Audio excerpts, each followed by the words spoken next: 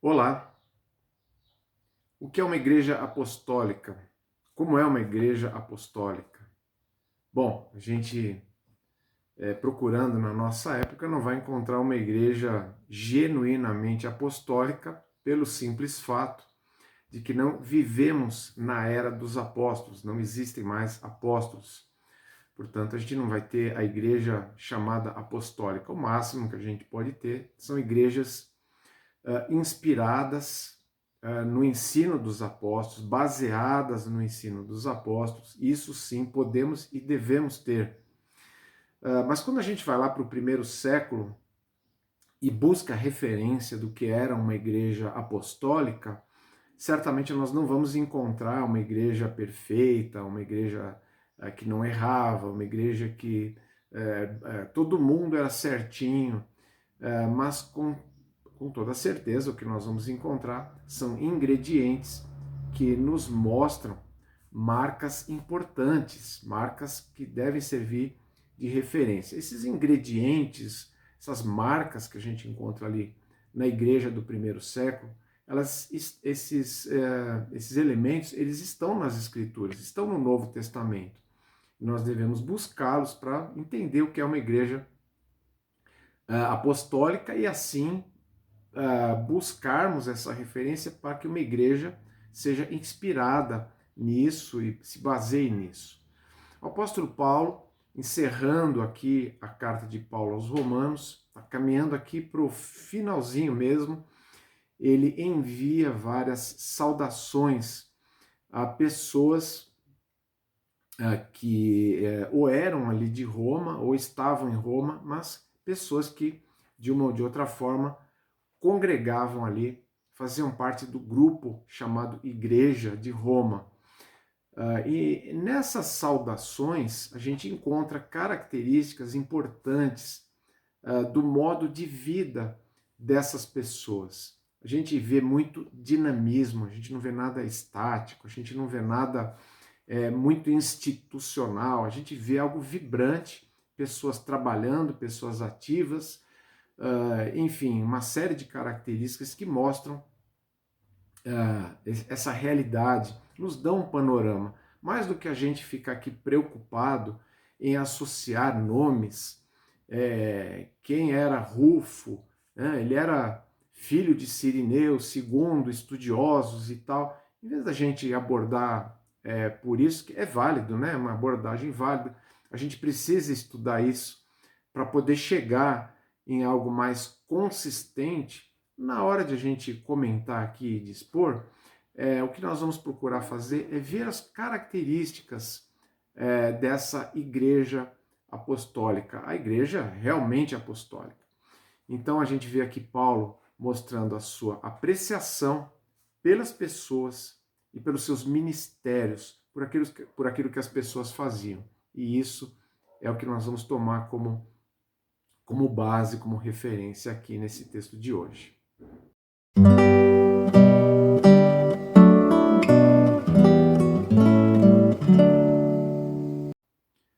Então nós estamos no último capítulo de Romanos, capítulo 16, e a passagem de hoje, ela vai do versículo 1 ao versículo 16. Recomendo-lhes nossa irmã Febe, serva da igreja em Cencreia. Peço que a recebam no Senhor de maneira digna dos santos e lhe prestem a ajuda de que venha a necessitar, pois tem sido de grande auxílio para muita gente, inclusive para mim. Saúdem Priscila e Áquila, meus colaboradores em Cristo Jesus. Arriscaram a vida por mim. Sou grato a eles, não apenas eu, mas todas as igrejas dos gentios. Saúdem também a igreja que se reúne na casa deles. Saúdem meu amado irmão Epêneto, que foi o primeiro convertido a Cristo na província da Ásia. Saúdem Maria, que trabalhou arduamente por vocês. Saúdem Andrônico e Júnias, meus parentes que estiveram na prisão comigo. São notáveis entre os apóstolos e estavam em Cristo antes de mim. Saúdem Amplíato, meu amado irmão no Senhor. Saúdem Urbano, nosso cooperador em Cristo e meu amado irmão Estaques. Saúdem Apeles, aprovado em Cristo. Saúdem os que pertencem à casa de Aristóbulo.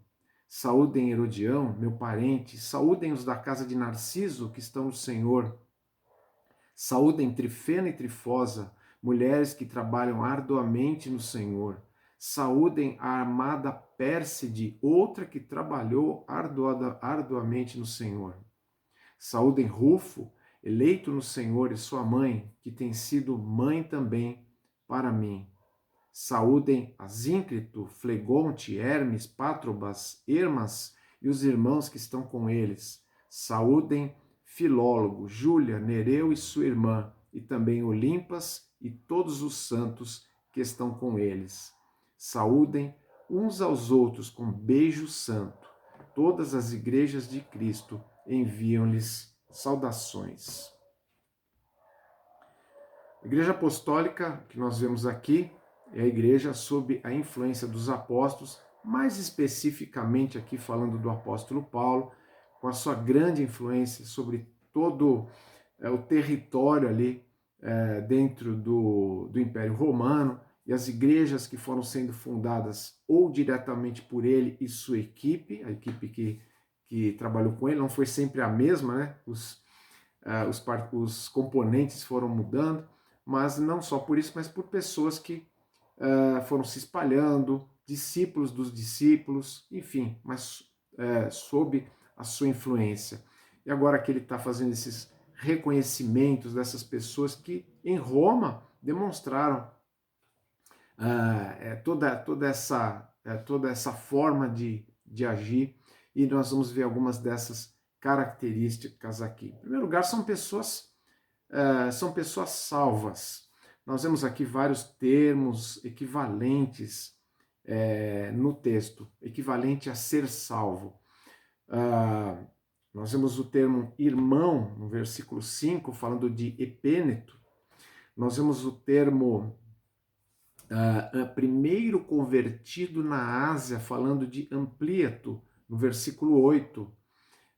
Ele foi o primeiro convertido na Ásia. Alguns acham que é um discípulo direto de Paulo. O texto não explica isso, não esclarece isso, mas o fato é que ele é o primeiro convertido na Ásia, lembrando que Ásia aqui é o nome da província romana, que hoje corresponde ao território da Turquia. Você tem esse primeiro convertido, que é chamado de irmão ali por Paulo. Também Estaques, e vários que são chamados assim no versículo 4, são chamados de irmãos. Paulo, quando chama alguém de irmão, irmão em Cristo, aqui especificamente falando, ele está se referindo a pessoas salvas. Depois ele usa o termo os que estão no Senhor, aqui no versículo 11, para os que são da casa de Narciso, da família de Narciso. Muitas vezes casa se refere também ali a pessoas que trabalhavam na casa, né? Mas enfim, toda a sua gente, podemos dizer assim. O pessoal de Narciso que está no Senhor, aqueles que dentre a sua família são salvos também. E ele saúda, também usa pessoas, que ele usa o termo santos. No versículo 15 ele usa esse termo. Todos os termos são equivalentes e todos os termos significam que, pessoas justificadas pela fé em Jesus. Bom, isso é tão óbvio, né, tão claro, que a gente poderia passar um pouco mais rápido, mas é importante lembrar que uma igreja, ou as pessoas que são saudadas aqui, se alguns não são descritos como irmãos, como os que estão no Senhor, como santos, o fato é que todo grupo tem essa característica, evidentemente, são pessoas justificadas. E qual a importância disso? A importância disso é nós sabermos que isso é a base daquilo que nós chamamos de uma igreja, seja a igreja local, como a gente vai ver ainda no texto de hoje, seja a igreja nos seus termos mais multinacionais, nos seus termos além fronteiras, nos seus termos mundiais, corpo de Cristo, como queiramos chamar. É que para pertencer de fato à igreja de Jesus é preciso ser justificado pela fé nele, não ser apenas alguém que aderiu a um grupo, não ser apenas alguém que chegou ali e se associou de maneira burocrática, né? Pode até assinar um termo lá, a partir de hoje eu sou membro desta comunidade. E digo mais, pode até ser batizado, né? Ou, em alguns casos, evidentemente, o batismo até vem antes dessa membresia, na maioria das vezes é isso que acontece, mas nem o batismo e nem o papel, eles valem realmente se não houver lá no coração a fé implantada em Jesus Cristo. Bom, o fato é que muitas vezes isso não acontece. Muitas vezes o que se chama de uma congregação, você tem ali um número de pessoas substancialmente grande, que não são pessoas salvas, não são pessoas justificadas. Até aí tudo bem, as pessoas são bem-vindas e devem participar, devem estar ali para ouvir, devem estar ali para chegar, se possível, pela ação de Deus, a serem justificadas também. O que não podemos é desprezar o fato da conversão, desprezar a importância de que a pessoa precisa ser de fato convertida. E nem sempre isso acontece, nem sempre o fato da conversão é algo sério. Às vezes as pessoas ficam naquela questão assim, fulano ele não é, não temos muita certeza, ele não tem fruto, ele não expressa sua fé em Cristo, parece que não tem muita convicção, mas ele conhece a palavra, a gente ouve muito esse termo, né? Conhece a palavra, ele conhece isso, ele conhece aquilo, e nós sabemos que a fé em Cristo é algo muito específico, é algo muito sólido, não é algo que dá para alguém confundir. Está confuso, não sabe, ele não tem certeza. Quando você tem fé em Cristo, você tem certeza disso. E as congregações muitas vezes não insistem nesse ponto e não relevam esse ponto, a importância que ele realmente tem. Uma igreja apostólica é uma igreja de pessoas salvas. E era assim no primeiro século, e é essa inspiração que eu creio que deve nortear também as igrejas de hoje.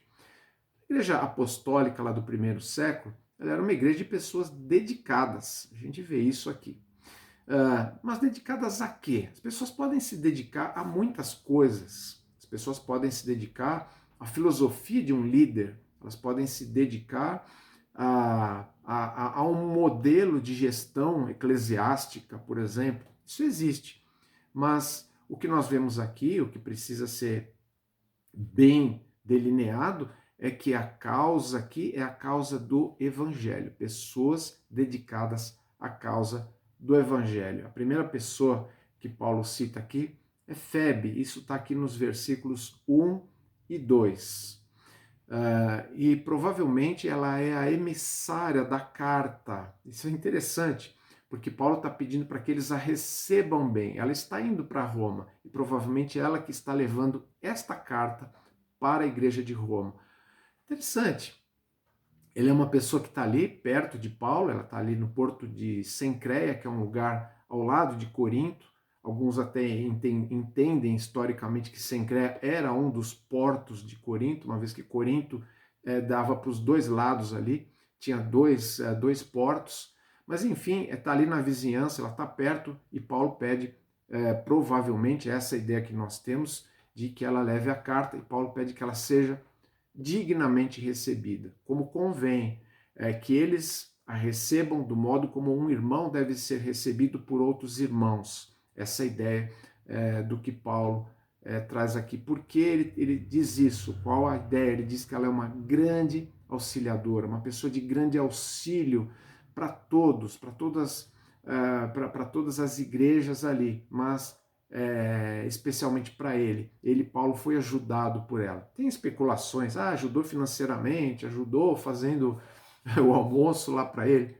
Não está escrito, não dá para a gente caminhar por isso. O que a gente sabe é que ele é alguém recomendadíssimo aqui pelo seu trabalho, pela sua dedicação, de grande auxílio. Outra pessoa que aparece aqui no versículo 6 é Maria. Maria, evidentemente, entre os israelitas.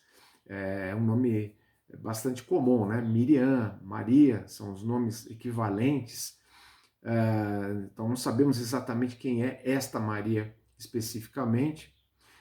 Não confundam com a mãe de Jesus, porque essa altura, ela já há algum tempo aqui, ela já não aparece nas escrituras, não aparece nenhuma referência dela, e se fosse, certamente Paulo o diria. Ela é destacada aqui no texto como alguém que está lá entre os romanos. Ele diz: saúdem esta Maria, deem uma saudação para ela aí, porque ela tem trabalhado arduamente entre vocês. Essa ideia de trabalho árduo, alguém que realmente tem se gastado, alguém que tem dado de si, tem feito todo o esforço para ajudar, tem cooperado de forma até mesmo exaustiva. Paulo se refere aqui. Depois ele fala também desse trabalho árduo em relação a 3 pessoas que estão no versículo 12 aqui: Trifena, Trifosa e Pérside. Pessoas que trabalham arduamente, trabalhavam arduamente ali entre os romanos. Veja que interessante a igreja contar com pessoas assim. Pessoas como Maria, como Trifena, Trifosa, Pérside, e também alguém aqui que é a mãe de Rufo, alguém que cuidou de Paulo como uma mãe. Olha que coisa, alguém que cuidou de Paulo como uma mãe. Não associa aqui qualquer ideia de parentesco, não é isso que o texto está dizendo. Alguém que meio que o adotou, assim, algum cuidado muito especial que também não é descrito aqui. Mas veja, Paulo, ele conhece o nome das pessoas, ele tem uma identificação com elas e ele reconhece a dedicação delas, dedicação muitas vezes até a exaustão, para darem de si por quê? Para quê? Por causa do Evangelho. Essa ideia que a gente vê aqui no texto. E eu queria destacar aqui algo que salienta muito, não tá fora do texto aqui, está muito dentro do que nós lemos. Todas estas pessoas que são exemplos de serviço aqui, que Paulo destaca nesta primeira sessão, são mulheres. A importância da mulher na igreja desde o início. A mulher, que era tão desprezada nas outras culturas, no cristianismo, ela veio a ter um papel importante, não como apóstola, porque não tinha apóstolas, não como pastora, porque isso também não existia ali, não nesses cargos, não nesses ofícios. Aliás, alguns entendem que Febe talvez fosse uma diaconisa por causa do termo alguém que serve, mas isso é muito duvidoso, não é o que o texto afirma. O fato é que não se trata de cargo, se trata da importância, se trata do lugar. As mulheres tinham um lugar dado por Deus, reservado por Deus, mas o lugar próprio, o lugar adequado. Não que elas, não estamos falando aqui de pessoas que fazem serviços subalternos, não se trata disso. Se trata de ajudar, de ter a sua importância, de ter a sua cota de cooperação. Paulo cita aqui também exemplos de companheirismo. Ele cita um casal que aparece algumas vezes aqui nas Escrituras, no Novo Testamento, que são Áquila ou Áquila e Priscila. Um casal que ele conheceu em Corinto. Eles tinham saído de Roma por causa do decreto de Cláudio, né?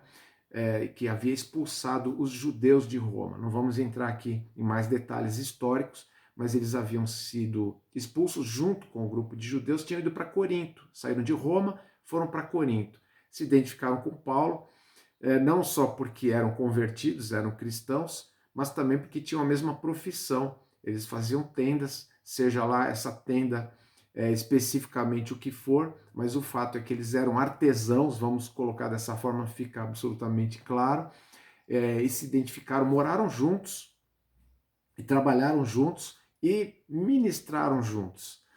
Paulo foi para Éfeso, eles foram com Paulo, depois Paulo os deixou em Éfeso, eles foram discipuladores, inclusive, de Apolo, um grande evangelista, um grande orador que havia na igreja ali do primeiro século. Depois, possivelmente, né, pelo que a gente vê, o decreto de Cláudio deve ter caducado, até porque Cláudio já havia falecido a essa altura. Eles estão de volta aqui em Roma, como o texto mostra, e você vê aqui que Paulo diz que eles inclusive arriscaram a vida, a palavra literal ali, arriscaram o seu pescoço. O texto original diz que eles arriscaram o seu pescoço, arriscaram sua vida por Paulo. Não sabemos em que circunstância, porque não há o relato disso em Atos ou em outros lugares, mas o fato é que eles tiveram essa disposição sacrificial. Que casal precioso, como eles ajudavam, a sua presença onde eles estiveram realmente foi de muito valor. Eles tiveram um papel, assim, já um papel de liderança, um papel proeminente, de pessoas que discipulavam, que ensinavam. Como casal, isso é muito interessante, é muito inspirador.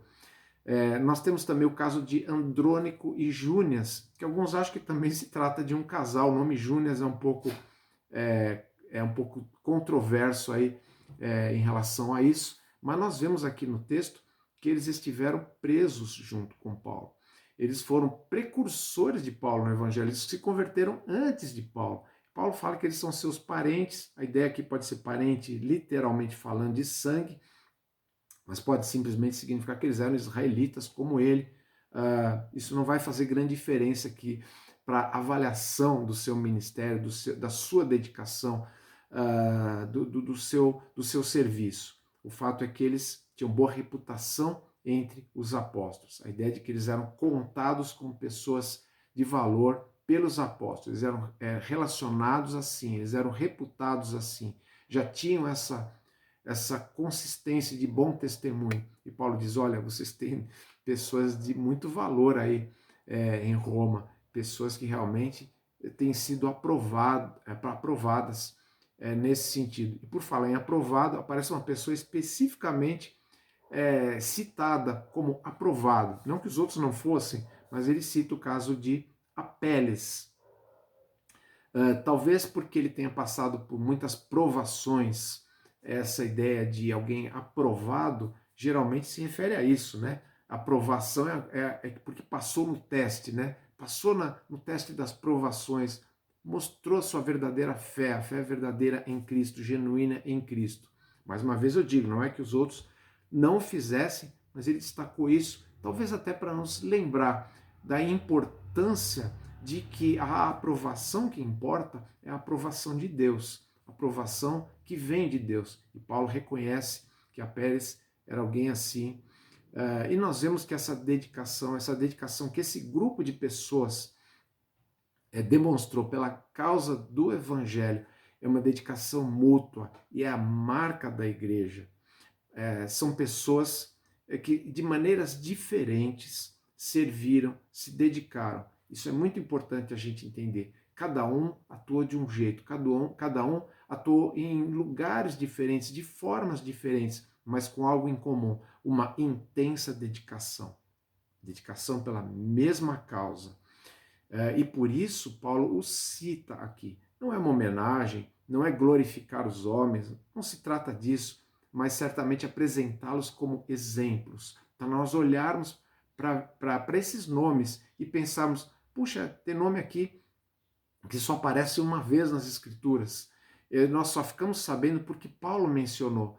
Mas isso não é o mais importante. O importante é percebermos a causa que eles defendiam e com que dedicação eles o faziam. E percebemos que isso não tem nada a ver com o ativismo que muitas vezes se promove. Uma série de programações onde as pessoas elas se sentem confortáveis achando que com isso elas estão fazendo alguma coisa pela causa do Evangelho. É importante haver essa distinção para que a gente não caia simplesmente nesse tal de ativismo.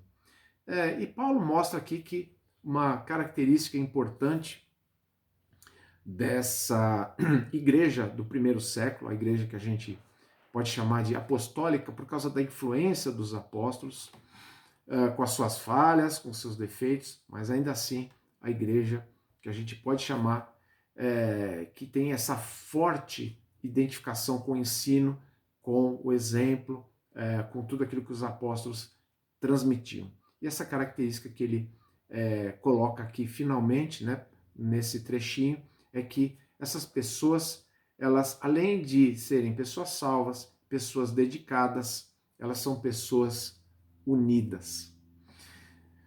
Unidas como? Unidas em congregações locais. Veja que no versículo 5, a primeira parte, quando fala do ministério daquele casal, Áquila e Priscila, ele saúda os que estão na casa deles, que se reúnem na casa deles. E depois ele fala também nos versículos 14 e 15 de grupos não especificados aqui, mas de grupos de pessoas que se reúnem, que estavam reunidas, ou seja, são outros grupos. O que nos leva a entender que em Roma não havia um núcleo apenas, mas havia vários núcleos de verdadeiras igrejas, de verdadeiras congregações, onde as pessoas se reuniam para aprender a palavra de Deus, para cultuar a Deus, para orar, para fazer tudo aquilo que faz parte da essência da prática da vida cristã. E tudo isso eles faziam em grupos, em pequenas congregações, até porque a gente não tem a notícia de grandes templos, de nada disso ali no primeiro século, em parte por questões estratégicas, né? Até por causa de perseguições, em parte também porque não parecia ser essa a filosofia dos apóstolos. As igrejas, elas se espalhavam aonde as pessoas abriam portas ali para se reunir. É o caso, por exemplo, a gente lembra aqui de Filipos, né? Onde Lídia, uma comerciante, né? Uma empresária ali do seu tempo, abriu a sua casa, que deveria ter um espaço ali suficiente para que as pessoas se reunissem. Era assim que as pessoas congregavam, era assim que as pessoas participavam, basicamente em casas. Isso diz respeito à organização. E é importante aqui a gente destacar que essa organização, por exemplo, o grupo que se reunia lá na casa daquele casal, era um grupo completo.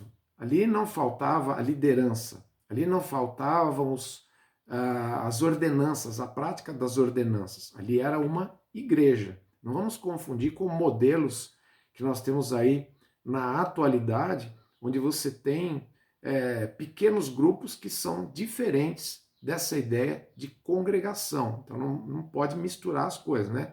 O que temos aqui são pequenos grupos que são congregações e são completos na sua organização, na sua estrutura.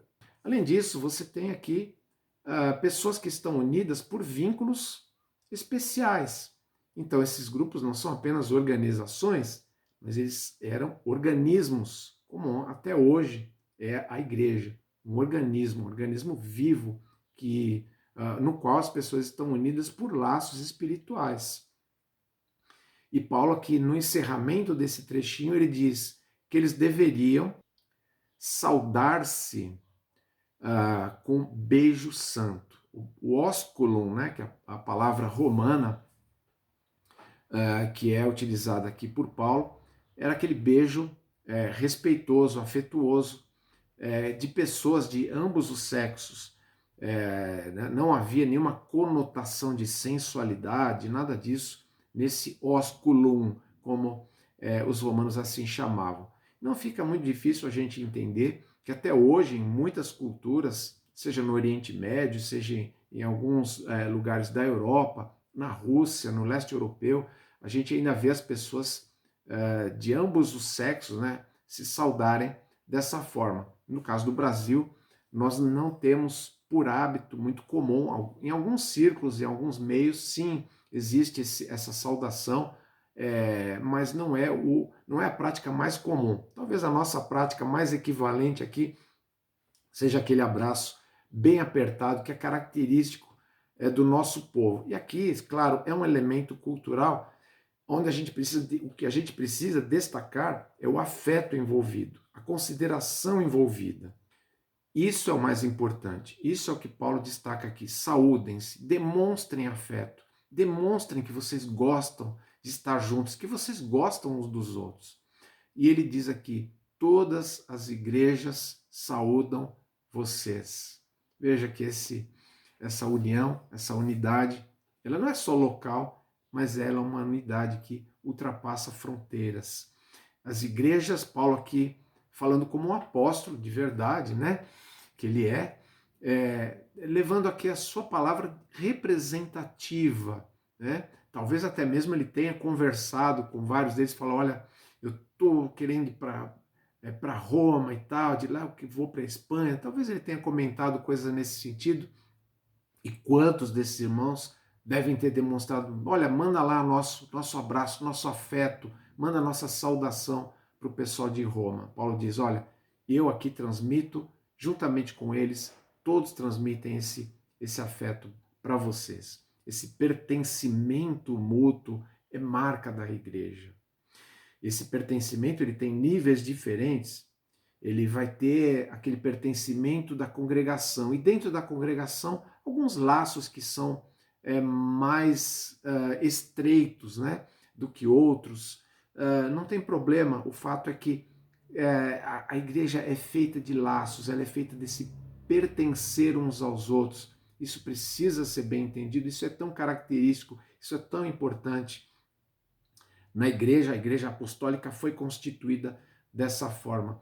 A igreja não é um mero ajuntamento, ela não é isso, não é juntar pessoas. A igreja é muito mais do que isso. Paulo trabalhou para que houvesse pessoas assim, pessoas salvas, pessoas dedicadas, pessoas unidas. Nós devemos nos empenhar no evangelismo pessoal e cooperar com as ações da congregação nesse sentido. As ações que a congregação leva a cabo para que pessoas sejam alcançadas pelo Evangelho.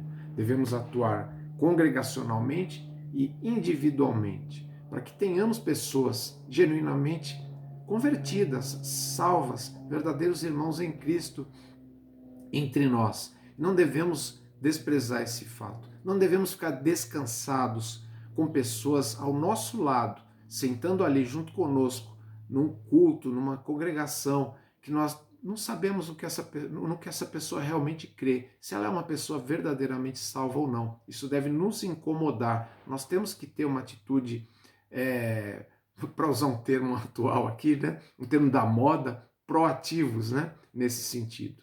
Devemos buscar a aprovação de Deus. De que jeito? Servindo a causa do Evangelho, servindo como aquelas mulheres, servindo como aqueles homens, servindo com dedicação, com entusiasmo, muitas vezes até nos gastando por isso, porque o que importa é a aprovação de Deus. E devemos investir na comunhão legítima, comunhão entre irmãos, a comunhão de fato, comunhão verdadeira, a comunhão que tem uma série de elementos, de ingredientes que enriquecem esses relacionamentos, até muito disso vimos aqui nessa carta. A comunhão local, a comunhão congregacional, daqueles que pertencem ao mesmo grupo ali, mas também a comunhão em termos que poderíamos chamar termos globais, que ultrapassam fronteiras. Aquela igreja que está na mesma cidade e que sabemos que ali tem verdadeiros irmãos em Cristo, aquela igreja que está na outra cidade, no outro estado, no outro país, sabemos que eles são nossos irmãos e devemos demonstrar afeto por todos aqueles que são verdadeiramente irmãos em Cristo. O nosso afeto é muito importante de uns para com os outros. Se não temos justificação, se você não tem a justificação pela fé em Cristo, claro que tudo isso é sem valor para você. Nada disso faz sentido. Então, fica mais uma vez aqui o lembrete de que é necessário depositar a fé em Jesus Cristo, única e exclusivamente em Jesus Cristo. Não é Jesus Cristo mais esse ou mais aquele. E claro, a carta de Paulo aos Romanos, ela traz todo o roteiro, digamos assim, né? Então, recomendo mais uma vez retornar às primeiras mensagens, aos primeiros capítulos desta série, para que haja uma compreensão e você, que não tem a justificação pela fé em Jesus, possa chegar até ela. Na próxima semana, a gente vê aqui no texto a advertência advertência de Paulo. Ele vai ter uma despedidazinha, mas antes ele quer deixar um traço ali de advertência. Advertência para que haja discernimento, para que haja vigilância em relação a certos perigos. Perigos que rondavam e continuam rondando a igreja. Que o ensino de hoje, o ensino da Escritura, aquilo que está nesse texto, traga exemplos que sejam desafiadores para a vida de cada um. Traga desafios, que nos inspire nesses bons exemplos, que nos inspire naquilo que vem de boa referência da igreja do primeiro século, a igreja que esteve diretamente influenciada pelos apóstolos, pelo apóstolo Paulo, mais especificamente. Isso traga coisas boas aí na vida de cada um. Então, tenha uma boa semana e que Deus te abençoe.